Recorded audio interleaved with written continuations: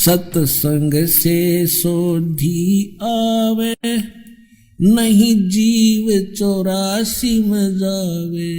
सत्संग से सोधी आवे, नहीं जीव 84 में जावे।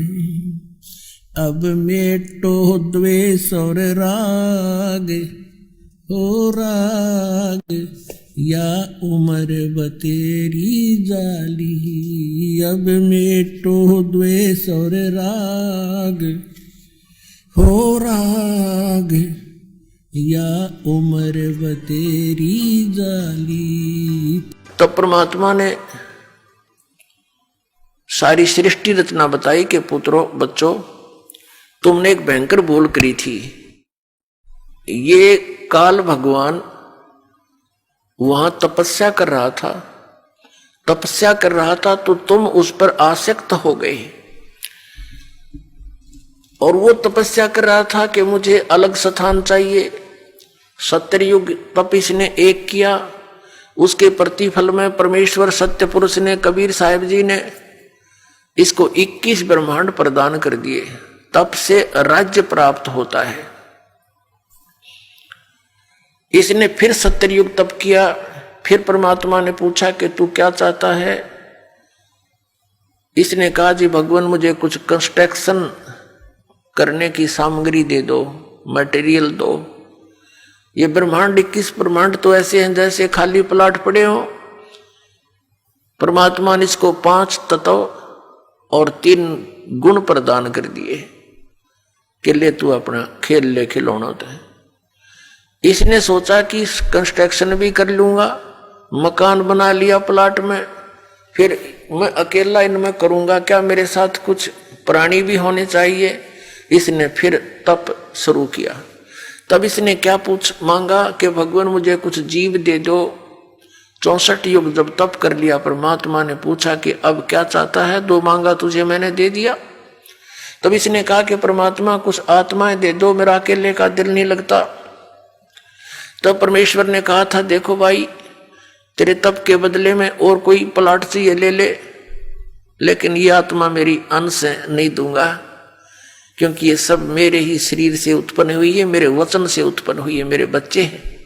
अपने आत्मा जिसका लागे वो जाने। जैसे इन बहनों से पूछकर देखो, पिता में भी ममता इतनी नहीं बनती बच्चों में जितनी मां में बनती है। एक बहन को एक बच्चा हुआ, उसके ना हाथ ना पैर ना सिर, एक रसोड़ी सी, और थोड़ी देर तड़फा और खत्म हो गया। उसके लिए भी बुरी तरह रो रही है, टक्कर मार मार के, हाय मेरा बच्चा, हाय मेरा बच्चा। अब इसी प्रकार हम परमात्मा के बॉडी से निकले हैं, उसके वचन से। और पुण्यात्माओं, जो ये लोग कहते हैं, कुछ दिग्भ्रष्ट व्यक्ति आचार्य पद प्राप्त करके, गुरु पद प्राप्त करके, इन्होंने ठेका ले रखा है जनता को गुमराह करने का और शास्त्र विरुद्ध ज्ञान बताने का। ये कहते हैं जीव ही परमात्मा है और अस्तित्व है ही नहीं।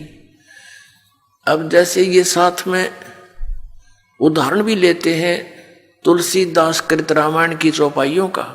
गोस्वामी तुलसीदास जी ने भी कहा है कि ईश्वर अंश, जीव अविनाशी। ईश्वर का अंश है ये जीव, लेकिन ये है अविनाशी। अब अविनाशी की रचना अविनाशी ही होती है। तो परमात्मा का अंश है ये जीव, उसने अपने वचन से सभी आत्माओं को रचा था। तो कितनी ममता है उस परमात्मा की आपके अंदर। आप तो समझ नहीं सकते इस बात को, क्योंकि आपने यो ज्ञान कदे सुना ही नहीं।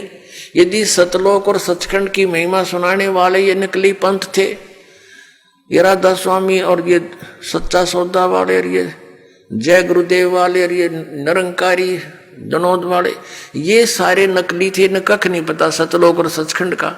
ये काल प्रेरणा से काल ने पहले भेज दिए थे कि इतना रोड़े रड़ा दूं उस सतलोक और सचखंड के ज्ञान को कि कोई सच्चाई बताने वाला आवे सतलोक तय तो इनका पल्ला पड़ा ही नहीं, कुछ भी इनके गले उतरे नहीं। ये सारा सुनियोजित तरीके से इसी समय किया गया इस काल ने। ये दास ये इसका कंसेप्ट क्लियर करना चाहता है कि ये अब ये सारा अड़ंगा के ऊपर अड़ा दिया। कैसे अड़ गया? ये इतने पंथ बन गए और इतने श्रद्धालु उनके चिपक गए, कोई ज्ञान ना ध्यान उनका, क्योंकि ये काल प्रेरणा से और काल के प्रभाव से, मन काल है सबके अंदर और ये काल मन के रिपोर्ट से चलता है, ये मन काल के रिमोट से। और तो ये सब फटाफट वहां भेज दिए, वो धक्के मार ये हंगे जावा उड़े और हम यहाँ पलका बिछाए बैठे हैं, सारी सुविधाएं देते हैं, यहाँ नौके ना वहां के दे रहा है, वहां से भर ली जोड़ी तुमने। कोई 20 वर्ष धक्के खा के, कोई 30 वर्ष धक्के खा के नास्तिक होने के कागार पे पहुंच गया मानव। तो परमात्मा ने कहा कि भाई ये मेरी आत्मा है, ये मैं नहीं दे सकता तेरे को किसी कीमत पर भी, ना तेरी किसी जपते ना तपते। फिर मालिक को पता था कि हम उस लोक में रहने योग्य नहीं रहे थे। क्यों नहीं रहे थे? क्योंकि जब ये तपस्या कर रहा था, ये एक पैर पे खड़ा था और हम इस पर आसक्त हो गए। ओह देख कितने दिन हो गए इसको यहाँ खड़े रहे, ओह, यानी हमारी इसके अंदर एक कसक बन गई, ये एक बुराई हमारे घर कर गई। हमने अपने पिता से, अपने मालिक से हृदय हटा दिया और इसके अंदर जोड़ दिया। वो अंतर्यामी है, सब जानते थे, वो ये भी जानते थे कि अब ये मरेंगे, इनकी वीरान मट्टी हो जाएगी जब वहां चले गए। तो उन्होंने, परमेश्वर ने हमें सतर्क किया बार बार आकाशवाणी करके, कहा कि भाई आप मस्त रहो, किसी की क्रिया को मत देखा करो, जो जैसा कर रहा है उसको वैसा ही फल मिल जाएगा। मत देखो इसके इस ड्रामेबाजी को। हम ऊपर से तो सावधान हो गए, अंदर से कसक नहीं गई और इतनी प्रबल कसक होगी कि हम एक बंधन में बंध गए इसके साथ, ममता से, मोह से। परमात्मा अंतर्यामी है, वो जान गए कि ये गए काम तय। तो फिर परमात्मा ने कहा कि भी एक बात सुन। अब परमेश्वर ने यह भी सोचा कि जहां अगर ये रहेंगे तो औरों को भी खराब करेंगे, इसके साथ जाने में ही यहां का हित है। जैसे पुण्यात्माओं, एक सेब विक्रेता है, सेब, और उसको कितनी प्यारी है वह सेब, एक सेब मानो 10 रुपए की होती है, और उन टोकरे में सेब के ढेर में एक सेब भी उसको खराब नजर आती है, तुरंत निकाल कर बाहर फेंक देता कूड़े में कि इन औरा ने भी फेंक खराब करेगी। वो उसका शत्रु नहीं, लेकिन उसको पता है कि और घना नाश कर देगी या मेरा एक इसके ऊपर चिपका लालच करता रहा तो वो देर नहीं करता, उसको निकाल कर तुरंत बाहर कूड़े में फेंक देता, फिर उसको सूअर खाते हैं। तो परमात्मा के हम कितने प्यारे थे, लेकिन हम उस सेब की तरह खराब हो गए, तो हमारा वहां से निकालना अनिवार्य हो गया था। अब क्या हुआ कि इस काल ने जब ये कहा कि भगवान मुझे कुछ आत्मा दे दो, परमात्मा ने मना कर दिया। फिर कहा कि देखो एक शर्त पर दे सकता हूं, यदि कोई सब इच्छा से तेरे साथ जाना चाहता है तो मैं भेज दूंगा, वैसे मैं नहीं भेजूंगा। परमात्मा को पता था कि ये डटे भी ना डटे, ऐसी इनका चाव चढ़ रहा है, इसके साथ जाने का चाव लगा हुआ है, उमंग है, पता नहीं क्या लुटाएंगे वहां जाके। अपने आत्माओं, यही बीमारी हमारा लगी थी जो आज विद्यमान है। ये जैसे हीरो और हीरोइन, अभिनेता अभिनेत्री अपने पेट के लिए चटक मटक करते हैं सारा दिन हैं, और ये नौजवान बालक इतने आसक्त हो जाते हैं कि वो मेरा फेवरेट हीरो है, वो मेरी फेवरेट हीरोइन है, और लेना एक न देना दो इनका। उनसे क्या मिलेगा उन फेवरेटों से इनको?